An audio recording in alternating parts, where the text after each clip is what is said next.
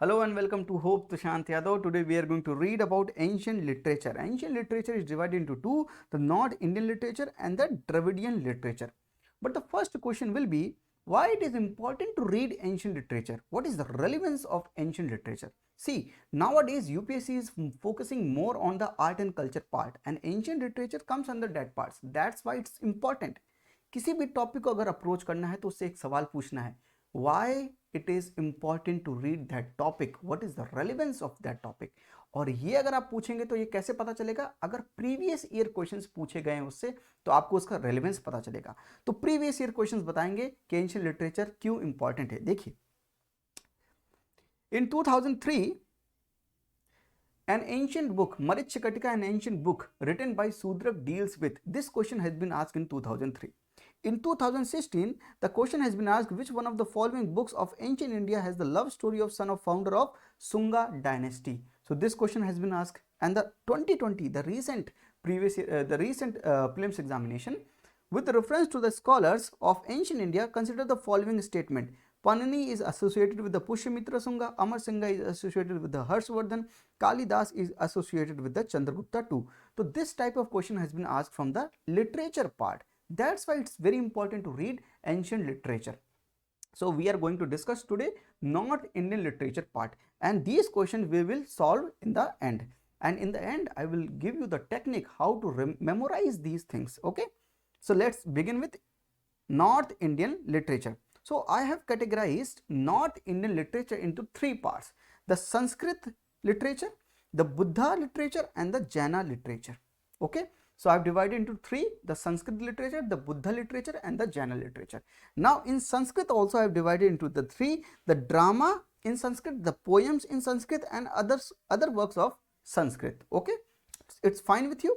And in the Buddha I have discussed that what is the literature in the Pali language and in the Sanskrit language, as I have done in the Jaina also. Okay, what is the literatures that has been written in the Prakritic language and the Sanskrit.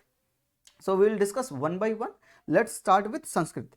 But before that, I am going to tell you the most of the Sanskrit literature is bound by rules of grammar that is explained brilliantly by Panini Ashtadhyayi. तो पनिनी ने अष्टाध्यायी लिखी थी और उन्होंने जो अष्टाध्यायी लिखी थी, जो भी रूल्स होते हैं ग्रामर्स के जो संस्कृत में यूज किए जाएंगे उसके बारे में उन्होंने डिस्कस किया है। एंड पतंजलि ने महाभाष्य लिखी। Patanjali has written Mahabhashya. Mahabhashya is what, the commentary on Panini's Ashtadhyayi. तो पनिनी की अष्टाध्यायी के ऊपर ये कमेंट्री है। और अमर सिन्हा ने अमर कोश लिखी थी. Okay, so these are the three things, memorize them. I will give you the technique how to memorize all these things, but let's discuss first the different types of literature. Now in Sanskrit literature we have three parts like the drama, the poems, and other works. Let's discuss drama. In the drama part, Bharat Muni has written Natya Shastra, the rules regarding the performance and acting, gesture, stage direction and acting have been illustrated in the Natya Shastra by Bharata. तो भारता ने नाट्य शास्त्र लिखा है, ये आप पढ़िए इसको. The rules regarding the performance, acting, gesture, stage direction have been illustrated in the Natyashastra. तो हु हैज रिटन नाट्य शास्त्र? Bharat Muni has written. Now Kalidasa has come in the Gupta period. Chandragupta two was there. Kalidasa वहां पर थे और चंद्रगुप्ता टू के पीरियड में 9 रत्न थे. उन 9 रत्नों में से एक रत्न जो था वो थे कालिदास, और दूसरे रत्न जो थे वो थे अमर सिन्हा. इनको भी याद रखिएगा, ठीक है भाई. ओके, कालिदास ने 3 ड्रामा लिखे हैं. कालिदास ने 3 ड्रामा लिखे हैं: Malavika Agnimitra, Vikram Urvashiya and Abhijnana Shakuntalam. What are these? Let's discuss. Kalidasa, Malavika Agnimitra क्या है? The love story of Malavika, a maiden of queen, and Agnimitra the son of Pushyamitra Shunga. तो पोस्ट मॉडर्न पीरियड में एक डायनेस्टी थी, सुंगा डायनेस्टी, और सुंगा डायनेस्टी का एक रूलर था जिसका नाम था पुष्यमित्रा सुंगा. उसके बेटे का नाम था अग्निमित्रा. अग्निमित्रा की लव स्टोरी थी, क्वीन की एक मेडन थी जिसका नाम था मालविका. तो मालविका एंड अग्निमित्रा की लव स्टोरी के बारे में ये ड्रामा है जिसको हम बोलते हैं मालविका अग्निमित्रा. तो मालविका नाम में ही देखिए, मालविका एंड अग्निमित्रा. तो what is this? This is basically the love story of Malvika and Pushyamitra Sunga's son Agnimitra. तो ये कालिदास जी ने लिखी है. कालिदास ने दूसरी लिखी है Vikram Urvashi, the love story of Vikram and Urvashi. तो आपने देखिए यहाँ पर नाम अगर तोड़ेंगे आप तो आपको विक्रम भी दिखेगा, उर्वशी भी दिखेगी। तो basically it's the love story of Vikram and Urvashi. And Abhijnana Shakuntalam basically the recognition of the Shakuntala. 3 ड्रामे लिखे हैं किसने? कालिदास जी ने। दूसरा आगे बढ़ते हैं, शूद्रक। शूद्रक ने लिखा है मरीचिकटिका। आप नोटबुक ले सकते हैं, एक पेन ले सकते हैं, आप नोट डाउन भी कर सकते हैं। जैसे जैसे मैं आपको धीरे धीरे बता रहा हूं आप नोट डाउन भी कर सकते हैं, या वीडियो के एंड में भी आप इसको पॉज करके नोट डाउन कर सकते हैं। शूद्रक ने लिखी है Mrichchhakatika. Mrichchhakatika means the little clay cart, love affair of young Brahmin Charudatta with a wealthy कोर्टिशन। तो एक चारुदत्ता नाम की ब्राह्मण थी, यंग ब्राह्मण थी, उसका लव अफेयर था एक वेल्दी कोर्टिशन से, उसके बीच की जो लव स्टोरी है ये मरीचिकटिका में लिखी है। एंड विशाखा दत्ता ने लिखी है मुद्रा राक्षस। 9th सेंचुरी एडी में इन्होंने लिखा था मुद्रा राक्षस। और मुद्रा राक्षस है क्या? चंद्रगुप्ता ने किस तरह से वो पावर में आए इसको नरेट किया गया है, इसको पूरा पॉलिटिकल ड्रामा बताया गया है। तो is a political drama that and narrates the ascent of king Chandragupta Maurya to power in India. तो चंद्रगुप्त मौर्य कैसे पावर में आए इसकी जो स्टोरी है ये मुद्रा राक्षस में लिखी गई है। किसने लिखी है? विशाखा दत्त ने लिखी है, 9th सेंचुरी एडी में लिखी है। समझिए इसको, ठीक है। देवी चंद्रगुप्तम दूसरी इनकी जो लिटरेचर है, दूसरा लिटरेचर जो उन्होंने लिखा है वो है देवी चंद्रगुप्तम। तो ये दूसरा ड्रामा है विशाखा दत्त का। इसमें एक्सप्लेन करना जैसा कुछ नहीं है, इसमें कुछ ऐसा टेक्निकल नहीं है जो मैं आपको बहुत अच्छे से एक्सप्लेन करूं।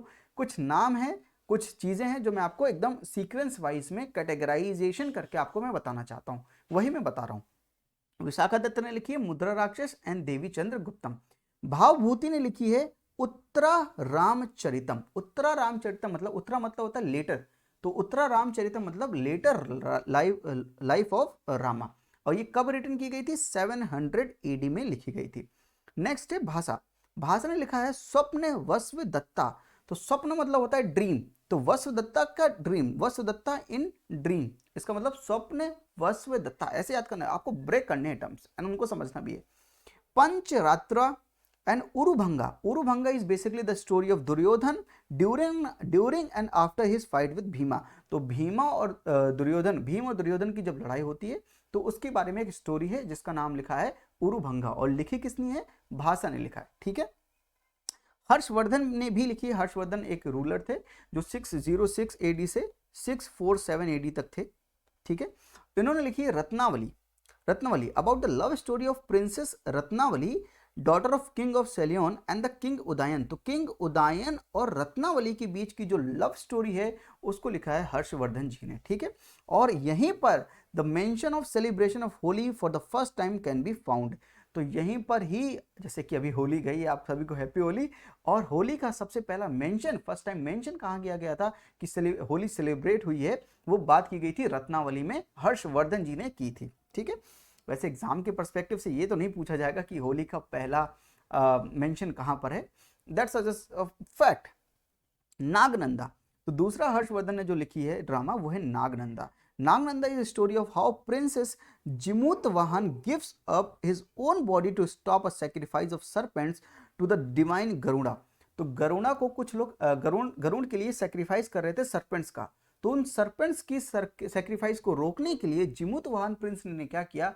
अपनी बॉडी को ही सैक्रिफाइस कर दिया, ठीक है। One unique character in this drama is invocation of Lord Buddha in the Nandi verse, ठीक है। और तीसरी जो हर्षवर्धन ने लिखी है वो है Priyadarshika, that is the union of उदयना and the Priyadarshika, daughter of king धृतवर्मन। तो धृतवर्मन की बेटी थी जिनका नाम था प्रियदर्शिका, उनका यूनियन उदयन के साथ, इसके बारे में जो लिखा है वो प्रियदर्शिका में लिखा है, और लिखा किसने है? हर्षवर्धन जी ने लिखा है।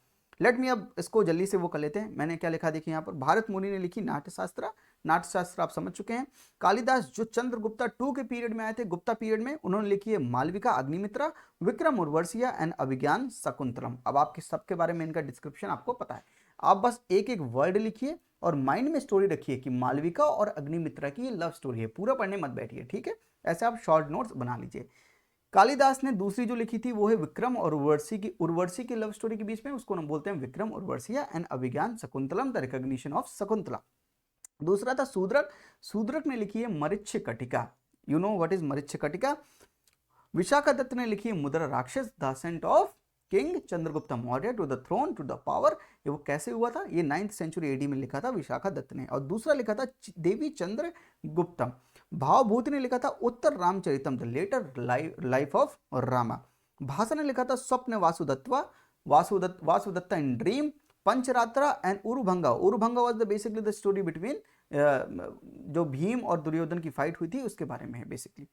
पतंजलि क्या लिखते हैं? पतंजलि साहब लिखते हैं योग शास्त्र। तो पतंजलि जी लिखते हैं योग शास्त्र। और हर्षवर्धन ने 3 चीजें लिखी हैं, Ratnavali, Nagananda and Priyadarshika. This is all about Sanskrit drama. बस इतना ही है, इतना ही पढ़ के जाना है। संस्कृत ड्रामा कितना है इनको आप इतने में तोड़ लीजिए। तो संस्कृत ड्रामा इतना ही है, ये पार्ट आप देख रहे हैं संस्कृत ड्रामा का इतना ही है। ठीक है, आइए पोयम की तरफ बढ़ते हैं। तो कालिदास जी ड्रामे में तो माहिर थे ही और पोयम लिखने में भी बहुत माहिर थे। तो कालिदास जी ने ये लिखी है पोयम्स, कुमार संभव, रघुवंशा, मेघदूता एंड ऋतु संहारा। कुमार संभव, रघुवंशा, मेघदूता एंड ऋतु संहारा। दिख रहा है आप सभी को? तो पोयम कौन कौन सी है? कुमार संभव। कुमार संभव is basically the son of जो कुमार कार्तिकेय जो सन थे शिव जी के और पार्वती जी के, उसके बारे में। Raghuvamsha is basically the dynasty of Raghu, उसके बारे में लिखा है। मेघदूत का मतलब होता है कि मेघ मतलब बादल, दूत मतलब क्या होता है? मैसेंजर, तो क्लाउड मैसेंजर। एंड ऋतु संहारा मतलब होता है मेडले ऑफ सीजन। तो ऋतु मतलब होता है सीजन, ऋतु संहारा का मतलब होता है मेडले ऑफ सीजन्स। तो कालिदास ने लिखा है कुमार संभव, रघुवंशा, मेघदूता एंड ऋतु संहारा। ये 4 चीजें लिखी हैं, इसको याद रखिए। ठीक है, नेक्स्ट बढ़ते हैं हरिसेना जी के ऊपर। ये गुप्ता पीरियड में ही थे और इन्होंने लिखी थी प्रयाग प्रशस्ति। तो क्या लिखी थी इन्होंने? प्रयाग प्रशस्ति। और इन्होंने बहुत सी पोएम्स लिखी थी on the valour of Samudragupta. तो समुद्रगुप्ता के वेलर के बारे में इन्होंने बहुत सी पोएम्स लिखी थी और उनको इंस्क्राइब्ड किया गया था इलाहाबाद पिलर में। तो इलाहाबाद पिलर में उन पोएम्स को इंस्क्राइब्ड किया गया था। तो हरिसेना बहुत इंपॉर्टेंट पार्ट है गुप्ता पीरियड के। जयदेव 12th सेंचुरी में लिखते हैं गीता गोविंदा। गीता गोविंद में उन्होंने लिखा है life and escapades of lord Krishna. तो लॉर्ड कृष्णा जी के लाइफ के बारे में वहां पर लिखा है। भारवी 6th सेंचुरी एडी में लिखती हैं कीरत अर्जुनिया। कीरत एक हंटर थे, the Kirat the hunter and Arjun के बीच का वो कन्वर्सेशन है जो उन्होंने लिखा है पोएम्स में। तो कीरत अर्जुनिया नाम की पोएम लिखी है। And Megha in 7th century AD उन्होंने लिखा है शिशुपाल वध, द किलिंग ऑफ शिशुपाल। तो शिशुपाल को आप जानते होंगे, शिशुपाल एंड कृष्ण। तो शिशुपाल जो है कृष्ण को बहुत अब्यूज करते थे, लेकिन कृष्ण ने शिशुपाल की माँ को यह वचन दिया था कि उसकी 100 गालियों को वो माफ करेंगे। लेकिन शिशुपाल ने एक बार क्या किया, गाली देते देते वो भूल गए और वो 100 से ज्यादा क्रॉस कर गए। तो बेसिकली भगवान श्री कृष्ण ने अपना सुदर्शन चक्र निकाला और उनके गले को काट दिया। इसी किलिंग ऑफ शिशुपाल को एक पोयम में लिखा है किसने? मेघा ने, जो कि 7th सेंचुरी एडी में लिखा है। तो सिर्फ इतना ही पढ़ना है पोएम्स में। तो ये संस्कृत पोयम में क्या क्या पार्ट है? कालिदास की 4 याद रखनी है आपको, कुमार संभव, रघुवंशा, मेघदूता एंड ऋतु संहारा। हरिसेना की याद रखनी है प्रयाग प्रशस्ति, और इनकी जो पोएम्स थी समुद्रगुप्ता के वेलर में उसको इलाहाबाद इंस्क्रिप्शन। तो याद रखिएगा इलाहाबाद इंस्क्रिप्शन में उसको हमने इंस्क्राइब्ड कराया है। जयदेव की गीता गोविंदा याद रखिएगा, भारवी की याद रखिएगा कीरत अर्जुनिया एंड मेघा की याद रखिएगा शिशुपाल वध। ठीक है, और टाइम पीरियड जरूर याद रखिएगा।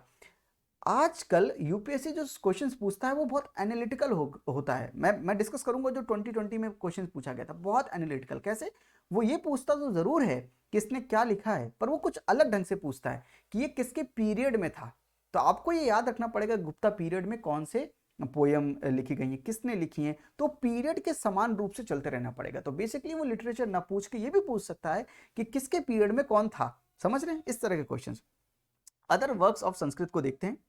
अदर वर्क्स ऑफ संस्कृत, धर्म सूत्र and Dharmashastra, these are basically the books on law. और ये 500 BC टू 200 BC ये लोग की गई थी। ठीक है, and Manusmriti is also the law of Manu. ये 200 BC से 200 AD के बीच में मनुस्मृति आई थी। ठीक है, कौटिल्य को तो आप जानते हैं, चाणक्य जिसे हम कहते हैं, उन्होंने अर्थशास्त्र लिखा था। अर्थशास्त्र भी आप जानते हैं। अश्वघोष ने लिखा था बुद्ध चरिता। तो जो 4th बुद्धिस्ट काउंसिल हुई थी, जिसे हेल्ड किसने किया था, किसके अंदर किसने पैट्रोनाइज किया था? कनिष्क ने पैट्रोनाइज किया था।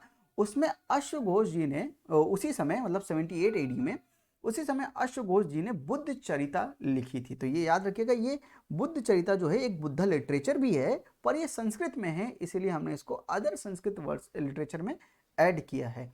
और वहाँ पर भी हम बुद्धा लिटरेचर जब पढ़ेंगे अभी आगे, तो वहाँ पर भी उस संस्कृत लिटरेचर में हम बुद्धा जी का ये मेंशन जरूर करेंगे कि अश्वघोष बुद्ध चरिता किसने लिखी है, अश्वघोष ने लिखी है।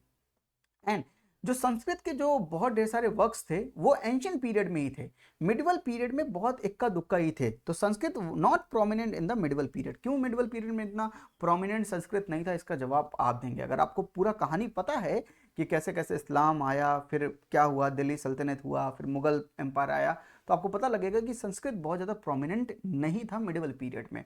तो कुछ लेकिन फेमस वर्क हैं, जैसे कि कलहड़।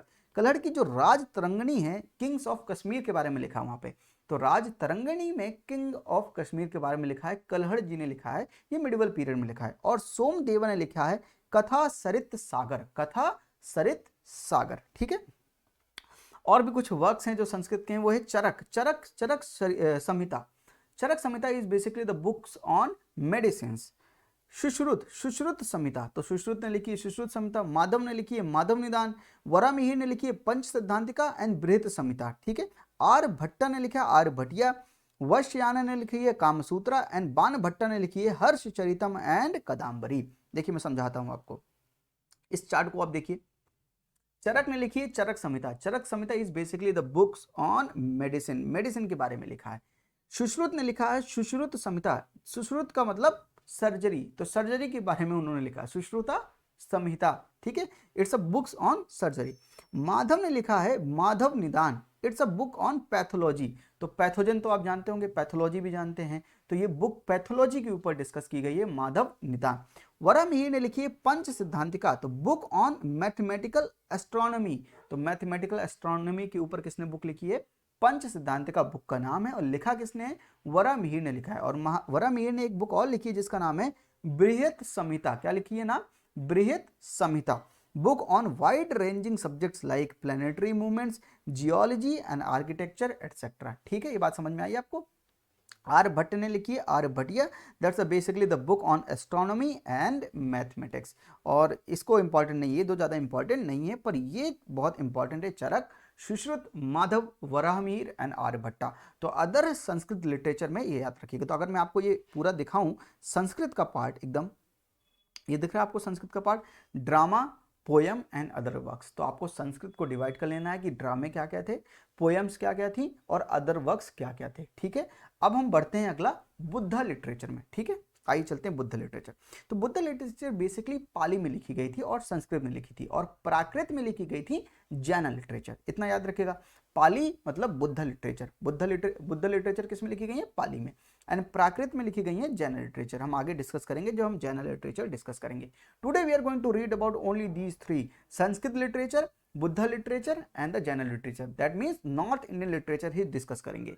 अगले सेशन में हम डिस्कस करेंगे सारा Dravidian literature, the Tamil literature, the Kannada literature, the Malayalam literature, Telugu literature, वो वहां पर डिस्कस करेंगे, ठीक है। आइए बुद्धा लिटरेचर की तरफ बढ़ते हैं। आई थिंक कि टाइम ज़्यादा तो नहीं हो रहा है, थोड़ा सा और एलोबरेट कर सकते हैं। बुद्धा लिटरेचर देख लेते हैं। बुद्ध लिटरेचर पाली में है और संस्कृत में। संस्कृत वाला मैं आपको बता चुका हूँ, संस्कृत का केवल एक ही है जिसे हम बोलते हैं अश्वघोष ने लिखी है बुद्ध चरिता, वो भी 78 AD में। नाउ पाली में जो लिखी गई हैं वो दो तरीके की हैं, canonical and non canonical. Canonical basically की नॉलेज के लिए है, और non canonical are the basically the story of Buddha और बोधिसत्व, जिसे हम बोलते हैं जातका स्टोरीज। तो वो जातका स्टोरीज किसमें लिखी गई हैं, नॉन कैनोनिकल है, वो पाली लैंग्वेज में लिखी गई हैं। कैनोनिकल में है त्रिपिटकास, तीन पिटक हैं, Tripitakas, the Sutta Pitaka, the Vinaya Pitaka and the Abhidhamma Pitaka. These are the three Pitakas, ठीक है। Sutta Pitakas is basically the original teachings of Buddha. तो बुद्धा की जो ओरिजिनल टीचिंग्स है वो यहां पर है, माफ कीजिएगा, ओरिजिनल टीचिंग्स ऑफ बुद्धा। इसमें और टाइम लग जाएगा लिखने में, ठीक है। Original teachings of Buddha. Vinaya Pitaka is basically the rules and regulations, किसके लिए, बुद्धिस्ट मॉन्क के लिए, कि बुद्धिस्ट मॉन्क कौन से रूल्स एंड रेगुलेशंस फॉलो करेंगे, ये है Vinaya Pitaka. And Abhidhamma Pitaka is basically the philosophy of Buddhism, the metaphysics, the philosophy of Buddhism. Sutta Pitak and Vinay Pitak and Abhidhamma Pitak, these are the three Pitakas of Buddha literature, ठीक है। और यही source हैं Hinayana Buddhism के। Hinayana Buddhism देखिए, fourth Buddhist council में Buddhism को दो पार्ट में डिवाइड कर दिया गया, हीनयाना एंड महायाना। हीनयाना का जो सोर्स है वो त्रिपिटकाज हैं एंड महायाना का जो सोर्स है वो अवदांश हैं। क्या है महायाना का सोर्स? अवदांश, अवदांश, ठीक है, ओके। अदर बुद्धिस्ट टेक्स्ट में चलते हैं। These are not very much important, but अगर एक बार आप आंखों से देख लीजिए, बस यही इंपॉर्टेंट है। पाली और संस्कृत में जितना मैंने आपको बताया ये चीजें बस इंपॉर्टेंट है। कैनोनिकल एंड नॉन कैनोनिकल में त्रिपिटकाज याद रखिएगा। ये सुत्त पिटक, विनय पिटक, अभिधम पिटक होते क्या हैं? कौन सी बुद्धिस्ट काउंसिल में ये आए थे? देखिए फर्स्ट बुद्धिस्ट काउंसिल में आया था सुत्त पिटक एंड विनय पिटक। तो सुत्त पिटक एंड विनय पिटक आए थे फर्स्ट बुद्धिस्ट काउंसिल में, ये दोनों आए थे। एंड अभिधम्म पिटक आया था थर्ड बुद्धिस्ट काउंसिल में। ये कुछ इंफॉर्मेशन याद रखिएगा, ठीक है। एंड बुद्ध चरिता याद रखिएगा, अश्वघोष की 78th AD में बनाया गया था। Other Buddhist literature that's are not too much important, but एक बार देख लेते हैं। दीपवंसा, ये 3rd and 4th century AD में लिखी गई थी। क्रॉनिकल्स ऑफ आइलैंड, ऐसा कहा जाता है कि बुद्धा वहां पर श्रीलंका में एक बार विजिट किए थे, ठीक है, और अभी भी बुद्धा के जो टूथ का रिलिक है वहां पर पाया जाता है। तो दीपवंसा ये लिटरेचर है बुद्धा का।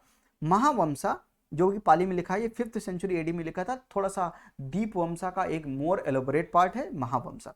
Milind Panho is important, so this one is important, Milinda Panho. तो किंग मियंडर और नागसेना जो कि एक बुद्धिस्ट मॉन्क थे, इन दोनों के बीच का संवाद है और बहुत बेहतरीन संवाद है, वो उसको लिखा गया है मिलिंद पन्हो में। महावास्तु, ये महावास्तु है जातका प्लस अवदान। तो जातका स्टोरीज भी हैं और अवदान स्टोरीज। अवदान मैंने बताया ना कौन सा, महायाना सेक्ट का जो सोर्स है। ललित विस्तार सूत्रा उदाना बोधिवंसा, जिसको लिखा है उपाटिस्सा ने, उपाटिस्सा ने लिखा है बोधिवंसा, ये भी एक बुद्धिस्ट लिटरेचर है। महाविभास शास्त्रा विशुद्धि माघ, विशुद्धि माघ इसको लिखा है बुद्ध घोष ने। किसने लिखा है? बुद्ध घोष ने। तो ब्लैक से अगर मैंने लिखा है तो वो हैं जो लिखने वाले हैं, और जो अगर ब्लू से लिखा है तो जिस चीज को लिखा है उन्होंने, तो बुद्ध घोष ने लिखा है विशुद्धि माघ, ठीक है। आइए बात करते हैं आप फाइनली जनरल लिटरेचर की। जनरल लिटरेचर को मैंने दो में डिवाइड किया है, प्राकृतिक एंड संस्कृत। और प्राकृत में मैंने डिवाइड किया है canonical and non canonical. Canonical में देखिएगा अगम्स, अगम जो होते हैं जैन, जिनको हम जैन अगमास कहते हैं, अगम जो होते हैं वो 46 टेस्ट हैं, जिसमें 12 अंग हैं, 12 उपंग हैं, परिक्रणाज है, सूत्रा, माला सूत्र है, छेदप सूत्र है, कुलिक सूत्र है। तो बेसिकली इन सब के समूह को, इन सब के यूनियन को बनाया गया और उसको बोला गया अगमास। अगमास 46 टेस्ट हैं, ठीक है।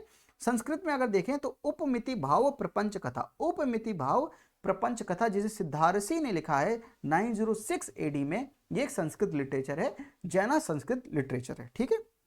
अगर हम बात करें कैनोनिकल की और, तो दिगंबरास, तो आप जानते हैं कि Shvetambara and Digambara, these are the two sects of Jainism. उसमें दिगंबरास जो थे उन्होंने लिखा था कर्म प्रभारिता एंड काश्य प्रभारिता। तो these are the two things that is written by the Digambaras. And Hala ने लिखी है, हाला एक पोएट भी थे जिन्होंने लिखी थी गथ सप्तसती, गथ सप्तसती 300 AD में। That's very important. तो हाला one, this one is very important, ठीक है।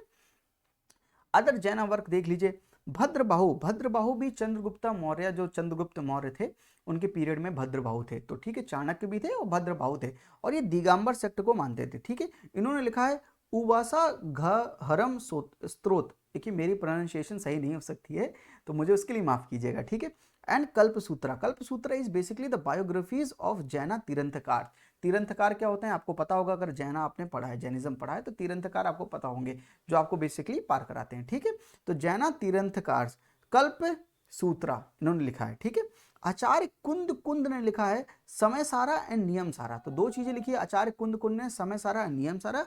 डिस्कस द जैना फिलोसफी, तो इन दोनों में उन्होंने क्या डिस्कस किया है? जैना फिलोसफी को डिस्कस किया है। समांता भद्रा ने लिखी है रत्न करांदा श्रवकाचारा, ऐसे ही पढ़ता हूं मैं तो Ratnakaranda Shravakachara, the life of Jain household and Aptamimamsa, ठीक है। दो चीजें इन्होंने लिखी है समांता भद्रा। एक तमिल में लिटरेचर है इलांगो अडीगल की सीला पड्डीकरम, इलांगो अडीगल की सीला पड्डीकरम, ये तमिल में है बेसिकली, लेकिन इसको लिखा एक जैन ने है जिसका नाम था इलांगो अडीगल। तो इलांगो अडीगल एक्चुअली जैन लिटरेचर, इसलिए मैंने बोला इसको, तो इसको मैं यहाँ पर भी इंक्लूड करूंगा। द्रविडियन लिटरेचर में जब हम तमिल लिटरेचर की बात करेंगे तो इलांगो अडीगल को मैं वहां पर भी मेंशन करूंगा, जैसे कि मैंने बुद्ध चरिता को मेंशन किया है। तो अदर संस्कृत वर्क में मैंने बुद्ध चरिता को मेंशन किया है, लेकिन जब बुद्धिस्ट लिटरेचर पढ़ा तो उसमें संस्कृत में क्या लिखी गई है, तो मैंने वहां पर भी मेंशन किया कि अश्वघोष की बुद्ध चरिता। तो इलांगो अडीगल ने लिखी है Silappatikaram. It revolves around the Kannagi who have who having lost her husband to a miscarriage of justice। तो जस्टिस उनको दिया नहीं गया, उनके साथ अन्याय हो गया, जिसकी वजह से उन्होंने अपने हस्बैंड को खो दिया। और ये हुआ था पांड्यन डायनेस्टी के कोर्ट में, दैट्स वाई, ठीक है। And that wreaks her revenge on his kingdom, तो उसके बारे में लिखी गई है सीलापट्टिकरम। तो मैं इसको ऐसे प्रोनाउंशिएट करता हूँ, सीलापट्टिकरम, और इसको लिखी है इलांगो अडिगल ने। तिरुट्टकट्टेवर ने लिखी है शिविका चिंतामणि, और इसको बोल सकते हैं आप शिविका चिंतामणि। तो ये तिरुट्टकट्टेवर ने लिखी है, ठीक है। नरतियार भी है। उमा स्वामी ने लिखी है तत्वरथ सूत्रा, ये उसको संस्कृत में लिखा है तत्वरथ सूत्रा, इन्होंने संस्कृत में लिखा है। बेसिकली उमा सोती तत्वरथ सूत्रा इज एन इंपॉर्टेंट जैना वर्क इन संस्कृत, और ये किस चीज के बारे में, लॉजिक, एपिस्टेमोलॉजी, एथिक्स, एस्ट्रोनॉमी के ऊपर है। And these things are accepted by the both the sects, that is Digambara and Shvetambara sect. तो this literature is accepted by the both the sect, Digambaras and Shvetambaras. Jinasena ने लिखी है महापुराना एंड आदि पुराना, और हेमचंद सूरी, इनको मिला था टाइटल, जो मिला था इनको मिला था काली काला सर्वजना। इसका मतलब था कि the person who know all the things in the Kaliyuga, तो Kaliyuga, he know all the knowings of the Kaliyuga, that's why Hemchand Suri को टाइटल मिला था काली काला सर्वजना, यानी सब कुछ जानते हैं कलयुग के बारे में। एंड हरिभद्र सूरी, ये भी एक संस्कृत के पोएट थे जैना में। तो this is basically the जैनल literature. तो मैंने पूरे नॉर्थ इंडियन लिटरेचर को 3 पार्ट में ब्रेक किया है, the Sanskrit literature, the Buddha literature and the जैनल literature, जिसमें मैंने drama, poem and other works की बात की है संस्कृत में, पाली और संस्कृत वर्क की बात की है बुद्ध लिटरेचर में, प्राकृतिक एंड संस्कृत वर्क की बात की है जैनल लिटरेचर में। Let's go back to the previous year questions. Why this is important, क्योंकि प्रीवियस ईयर क्वेश्चन में ऐसे सवाल पूछे गए। Let's see them one by one. आप बताइए, Mrichchhakatika and ancient books written by Shudraka, तो आपको पता है किसके बारे में डिस्कस करती है, the love affair of rich merchant with the daughter of courtesan, the victory of Chandragupta II over the Saka Kshatrapa of western India, the military expeditions and the exploits of Samudragupta, the love affair between a Gupta king and the prince of Kamarupa. बताइए इसका answer क्या है, मृच्छकटिका। देखिए ये लिखा है Mricchakatika, the love affair of young Brahmin Charudatta with a wealthy कोर्टिसन। तो आपका क्या आंसर हो जाएगा, ए पार्ट। बेसिकली इसका क्या आंसर है, the love affair of rich merchant with the daughter of courtesan. तो बेसिकली ऐसा ही है। तो उसमें सवाल जो है, अगर मृच्छकटिका को आपको पता होता तो ये 2003 में सवाल एकदम लग जाता, ठीक है। दूसरा 2016 में, which one of the following books of ancient India has the love story of son of founder of Sunga dynasty. Sunga dynasty के सन का क्या नाम था, पहले तो सुंगा डायनेस्टी का जो रूलर था वो कौन था, पुष्यमित्रा सुंगा। उसका बेटे का नाम क्या था, अग्निमित्रा। अग्निमित्रा का किसके साथ लव स्टोरी चल रही थी, मालविका के साथ। तो क्या होगा आंसर, मालविका अग्निमित्रा, ठीक है। और 2020 में जो सवाल पूछा गया, आप देखिए 2003, 2016 और 2020, 2016 में भी एकदम ही स्ट्रेट फॉरवर्ड पूछ लिया, लेकिन 2020 में देखिए थोड़ा सा कैसे एनालिटिकल हुआ। मैं क्यों ये बात कह रहा हूँ कि यूपीएससी थोड़ा एप्लीकेशन बेस में जा रहा है। देखिए, with reference to the scholars of ancient India, Panini is associated with the Pushyamitra Shunga. Pushyamitra Shunga कब आए थे, पोस्ट मॉडर्न पीरियड में। पोस्ट मॉडर्न पीरियड कब से स्टार्ट होता है, 185 BC से 319 AD तक, ठीक है। और Shunga dynasty basically first century AD में रहा है, इसका अप्रोक्स था। लेकिन पनिनी जो थे वो 4th सेंचुरी BC में रहे। अब 4th सेंचुरी BC का आदमी 1st सेंचुरी में तो आके एसोसिएट हो नहीं सकता, है ना। तो ये पूरा का पूरा स्टेटमेंट गलत है, ऐसे करना है। इसलिए पीरियड भी इंपॉर्टेंट है। तो कुछ लोग कहते हैं कि पीरियड पढ़ना इंपॉर्टेंट नहीं है, बस आपको क्रोनोलॉजी पता होना चाहिए। थोड़ा क्रोनोलॉजी तो पता होना चाहिए, लेकिन ये भी पता होना चाहिए कि अप्रोक्स किस किस के बीच में वो रहे होंगे। जैसे कि Amar Simha is associated with the Harshavardhan. Amar Simha, मैंने आपको बताया था, अमर सिम्हा एंड कालिदास, ये 2 रत्न थे किसके पीरियड में, चंद्रगुप्ता II की कोर्ट में। ये 2 रत्न थे, अमर सिम्हा और कालिदास। तो अमर सिम्हा तो इसके पीरियड में नहीं रहे होंगे हर्षवर्धन, क्योंकि हर्षवर्धन तो आए थे 606 से 647 के बीच में, 607 से 647 के बीच में, है ना। और जो गुप्ता डायनेस्टी थी, जो मेन गुप्ता डायनेस्टी चल रही थी, वो कहां से कहां तक थी, 319 AD से basically, let me right, 319 AD से 467 AD तक। तो इनके बीच में एक समुद्रगुप्त, तो आपको बेसिकली पता है कि गुप्ता पीरियड कहाँ से कहाँ तक होता है, चंद्रगुप्ता उन्हीं के बीच में आए होंगे। मे बी चंद्रगुप्ता का पीरियड आपको ना पता हो, कोई बात नहीं, उतना भी डिटेल में याद नहीं करना है, लेकिन गुप्ता पीरियड तो पता है यहाँ से यहाँ तक था। उसके बाद पोस्ट गुप्ता पीरियड हुआ, उसके बाद हर्षवर्धन फिर आए, फिर उन्होंने पूरा संभाला राज्य, ऐसा पता होगा आपको, है ना। तो आपको ये तो पता है कि गुप्ता पीरियड 319 एडी से 467 है, और हर्षवर्धन का पीरियड कुछ और है, 606 एडी से 647 एडी। तो उसके पास तो अमर सिम्हा नहीं होंगे, तो ये स्टेटमेंट भी गलत स्टेटमेंट है। Kalidasa is associated with Chandragupta two, ये एकदम सही स्टेटमेंट लिखा है, तो आंसर क्या हो जाएगा, C3 only. That's why I am saying कि थोड़ा सा एनालिटिकल हो रहा है यूपीएससी, और आपको भी ऐसे ही एनालाइज करना पड़ेगा। तो जितनी भी चीज़ें मैंने आपको आज बताई हैं नॉर्थ इंडियन लिटरेचर में, संस्कृत में Buddha literature and general literature, Kalidas ji के बारे में बताया मैंने, शूद्रक के बारे में बताया, विशाखा दत्त के बारे में बताया, साथ में मैंने थोड़ी सी बताई भी कि 9th सेंचुरी एडी में लिखा था मुद्रा राक्षस। तो ये सब इंफॉर्मेशन बहुत इंपॉर्टेंट है, इनको याद रखिएगा। और ट्रिक क्या है याद करने की, जी हाँ, जो मैं ट्रिक अपनाता हूं वो मैं ट्रिक आपके साथ डिस्कस करना चाहता हूं। मैं इनको जबरदस्ती एक ही दिन में याद करने की कोशिश नहीं करता हूं। मैं क्या करता हूं, इनको बस रोज सुबह उठकर मैं जितने मिनट पढ़ सकता हूं तो मैं ऐसे पढ़ता हूं कि भारत मुनि भारत मुनि भारत, आंखें बंद कर लेता हूं, हर एक टर्म को 5 बार रिपीट करता हूं, भारत मुनि नाट्य शास्त्र, भारत मुनि नाट्य शास्त्र, भारत मुनि नाट्य शास्त्र। लोग पागल समझते होंगे अगल बगल वाले, पर समझने दो, ठीक है। भारत मुनि नाट्य शास्त्र, कालिदास कालिदास, मालविका अग्निमित्रा मालविका अग्निमित्रा मालविका। तो पहले टर्म्स याद होंगे, फिर वो टर्म्स जब याद हो जाएंगे, 4-5 दिन आप ऐसे करोगे तो ये ऑटोमेटिकली याद हो जाएंगे, प्रेशर नहीं डालना है दिमाग पे, ऑटोमेटिकली याद हो जाएंगे अपने आप। अब बस करके देखिएगा, नहीं याद हो तो मेरे कमेंट में लिख दीजिएगा सर नहीं याद हो रहा है, गालियां भी लिख दीजिएगा, ठीक है, आपकी इच्छा है ना। लेकिन मेरा तरीका जो है, जो मैं बिलीव करता हूँ, जिससे मुझको याद हुए ये चीज़, वो मैं आपके साथ डिस्कस कर रहा हूँ। कालिदास ने लिखी है मालविका अग्निमित्रा, विक्रम उर्वशीय, तो 5-5 बार इन चीज़ों को बोलना है, ये ऑटोमेटिकली याद हो जाएंगी।